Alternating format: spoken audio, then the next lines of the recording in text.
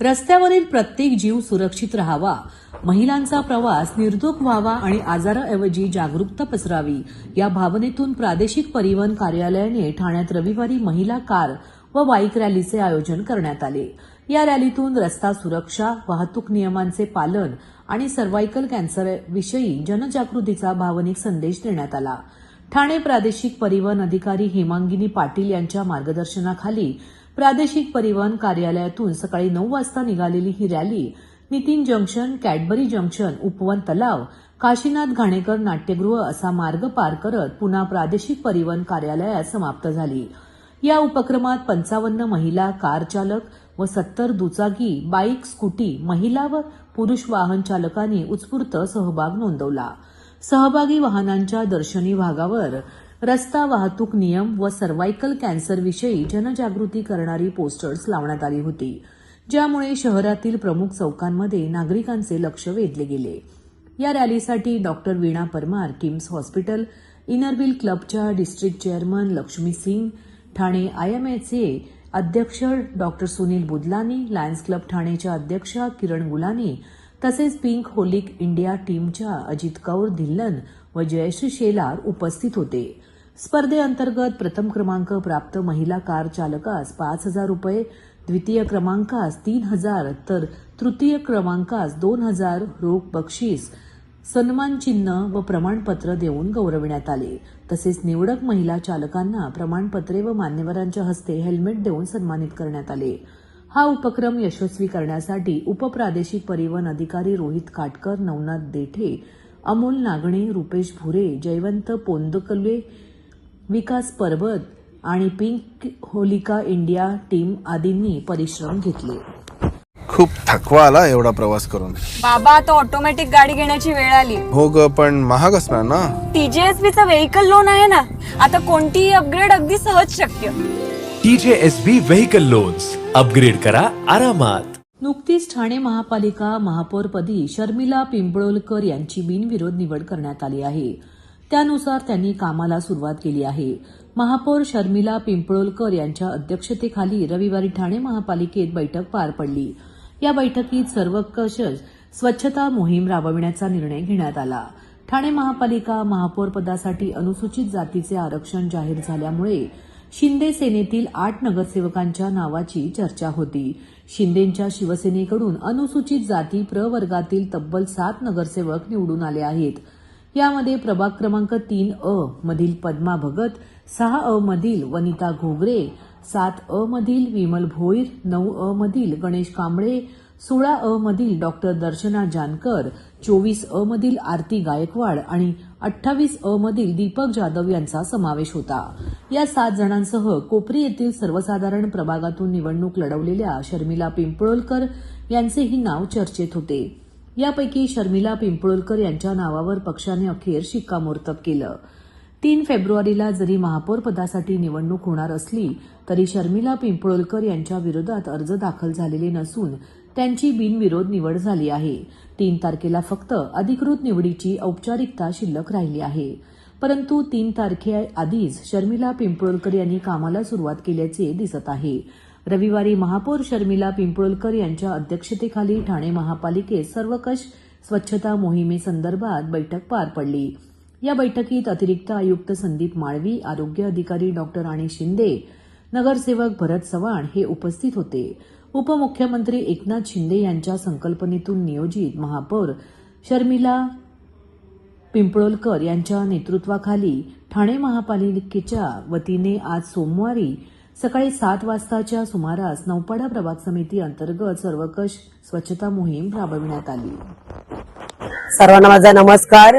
आज महाराष्ट्र राज्याचे उपमुख्यमंत्री एकनाथजी शिंदे साहेब यांनी मुख्यमंत्री पदावर असताना पहिल्यांदाच ही डीप क्लीन ड्राईव्ह ही संकल्पना आणली आणि या संकल्पनेतूनच आज कर्तव्य आज आणि पदाचा उद्या चार्ज या पद्धतीने आपण आपल्या इथे डीप क्लीन ड्राईव्ह ही संकल्पना आपण अंमलात आणतोय आणि अष्टविनायक चौकापासून ही संकल्पना आपण चालू करतोय। नुसती ही पूर्ण रोड किंवा चौक नसून प्रत्येक गल्लीबोळामधून ही क्लिनिंग केली जाईल।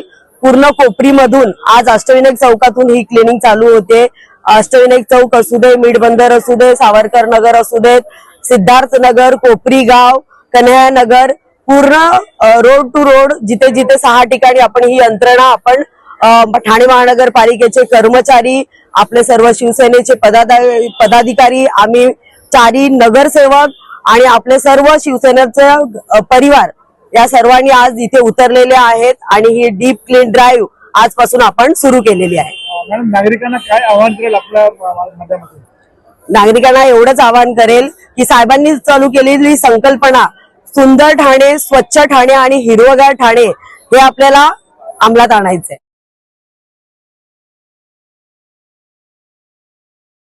शहरामध्ये होते. आज माननीय महापौर मॅडम यांच्या उपस्थितीत त्यांच्या पुढाकाराने कोपरीमध्ये विविध ठिकाणी हा डीप क्लीन ड्राईव्ह होतोय. ही सातत्याने आपण डीप क्लीन ड्राईव्ह म्हणजे माननीय उपमुख्यमंत्री महोदयांनी सांगितल्यानुसार आपण सातत्याने हा डीप क्लीन ड्राईव्ह दर आठवड्याला घेणार आहोत आणि संपूर्ण ठाणे शहर स्वच्छ आणि सुंदर करण्यासाठी या मोहिमेचा निश्चितपणे उपयोग होणार आहे. त्याबद्दल मी माननीय उपमुख्यमंत्री महोदयांचं आणि खास करून माननीय नियोजित महापौर मॅडम यांनी यासाठी पुढाकार घेतला. उद्या त्यांची अधिकृत निवड होणार आहे, परंतु आजच त्यांनी ह्या कार्याला सुरुवात केली. त्याबद्दल त्यांचाही ठाणेकरांच्या वतीने, ठाणे प्रशासनाच्या वतीने मी धन्यवाद देतो त्यांनाही.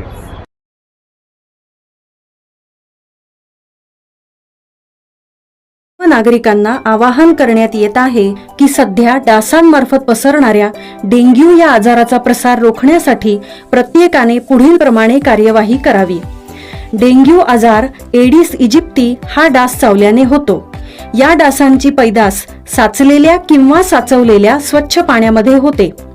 8 दिवसांपेक्षा जास्त दिवस पाणी उघडे व साचून राहिल्यास त्यात डास अंडी घालतात. अंड्यांच्या अळ्या तयार होऊन पुढे डास तयार होतात. यासाठी आपल्या घरातील पाणी साठे उदाहरणार्थ बॅरल्स, पिंपे, टाक्या, हौद, रांजणे इत्यादी दर आठवड्याला रिकामे करून घासून पुसून कोरडे करून पुन्हा भरावे. 1 दिवस कोरडा दिवस म्हणून पाळावा. पाणी साठ्यांना घट्ट झाकणे बसवावीत किंवा जुनी साडी, चादर, धोतर यांनी बांधून झाकून ठेवावीत, म्हणजे डास त्यात जाऊन अंडी घालणार नाहीत. घराच्या गच्चीवर, आजूबाजूला, अंगणात कोठेही पाणी साचू देऊ नये. भंगार सामान उघड्यावर टाकू नये. उदाहरणार्थ टायर्स, प्लास्टिक सामान, कुंड्या, टाकाऊ वस्तू इत्यादी. अशा सामानात पावसाचे पाणी साठून त्यात डेंग्यूच्या डासांची पैदास होते. घरातील कूलर्स, फ्रीजच्या पाठीमागील ट्रे हे देखील वेळोवेळी कोरडे करावेत. लक्षात ठेवा, नुसत्या फवारणीने डास घनता कमी होत नाही, तर त्यासाठी डास पैदास ठिकाणे नष्ट करणे ही आपल्या सर्वांची जबाबदारी आहे. कोणताही ताप अंगावर न काढता जवळच्या शासकीय रुग्णालयात मोफत औषधोपचार घ्या. अशा प्रकारे नागरिकांनी सहकार्य केल्यास डेंग्यूचा प्रसार रोखणे सहज शक्य आहे.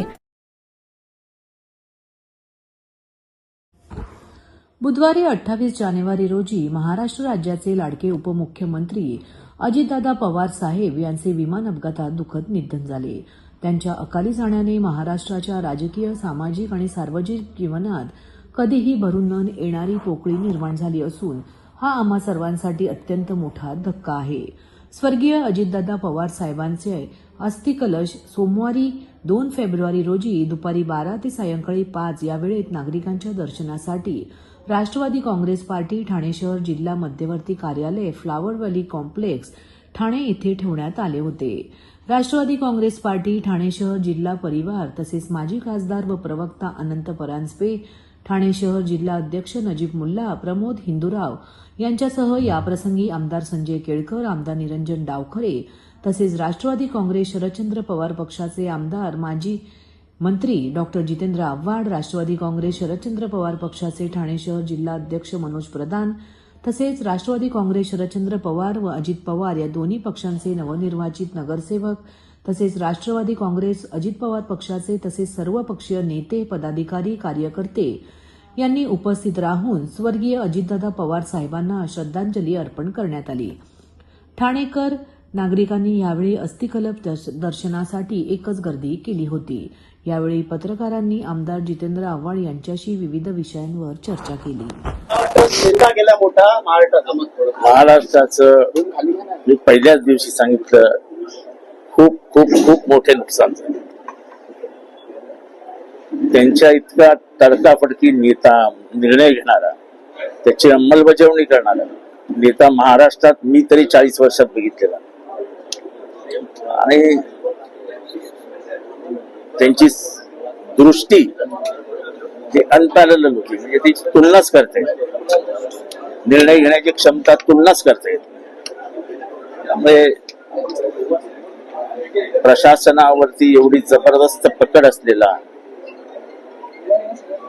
सर्व समाजावरती तेवढाच हक्क दाखवणारा, सगळ्यांची कामं करून देणारा, चालता चालता लोकांना मदत करणारा असा नेता होणे. कार्यालयात आले, नजीब मुलाशी भेटले, परांजपेशी भेटले, जुने संबंध पूर्ण आठवतात. काय वाटतं येणाऱ्या काळात दोन्ही राष्ट्रवादी बिल्डिंग संदर्भात एकत्र येणार आहे अशी चर्चा देखील सुरू आहे. तो निर्णय वरच्या पातळीवरचा आहे, तो काय माझ्या आणि नजीब आणि परांजपेच्या पातळीवरचा नाही आहे. त्यामुळे तो निर्णय वरती ठरणार आहे. त्याच्याबाबत इथे चर्चा करणं मला वाटतं संयुक्तिक नाही. दोन्ही राष्ट्रवादी एकत्र येणार यासाठी समजलं, परंतु आता अजित पवार पक्षातील कार्यकर्त्यांनी प्रकारच्या बैठका झाल्या, परंतु यावरती आता शरद पवारांनी देखील उत्तर दिलेलं आहे की बोलतात की जे बैठकीला उपस्थित होते त्यांना बैठकीबद्दल माहितीच कशी असावी. एकंदरीत काय वाटतंय? खरं तर वरच्या पातळीवरती हा विषय सोडवावा. मला काय माहितीये हे मी बोलणं हे मला माझ्या स्वभावात बसत नाही. विलिनीकरण होणार होतं हे 2000% सत्य आहे. आता ह्याच्यावरती कोणाचं काय ह्याच्यावरती चर्चा करणं मला योग्य वाटतं. चर्चा सध्या सुरू आहे. काही गोष्टी गुप्त असतात, काही गोष्टी कुठे झाल्यात, कशा झाल्यात, त्याच्यात काय बोलणं झालंय हे सगळं जनतेला सांगणं हा माझा स्वभाव नाही आणि मी बोलणार. परंतु ती बैठक विलिनीकरणाची कुठेतरी तुम्ही राष्ट्रवादींना एकत्रितता घेऊन तुम्ही माझ्या तोंडातलं कुठलाही काहीही काढू शकत नाही. मी याबाबत काहीही बोलणार नाही.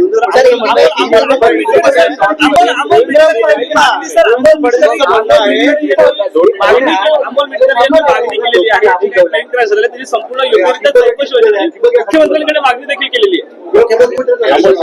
अमोल मटकरेंनी आपलं काम केलंय, त्याच्यावरती त्यांनी काय करावं हे माझं काम आहे का? सर, देवेंद्र फडणवीसने शरदचंद्र पवार साहेबांचे सगळे दावे फोडले. त्यांचं म्हणण्यात कुठलीच चर्चा झाली असते दाजी दादा आम्हाला बोलले असते विलिनीकरण संदर्भात असं त्यांनी सवाल केला. चर्चा झाली होती हे 2000% सत्य.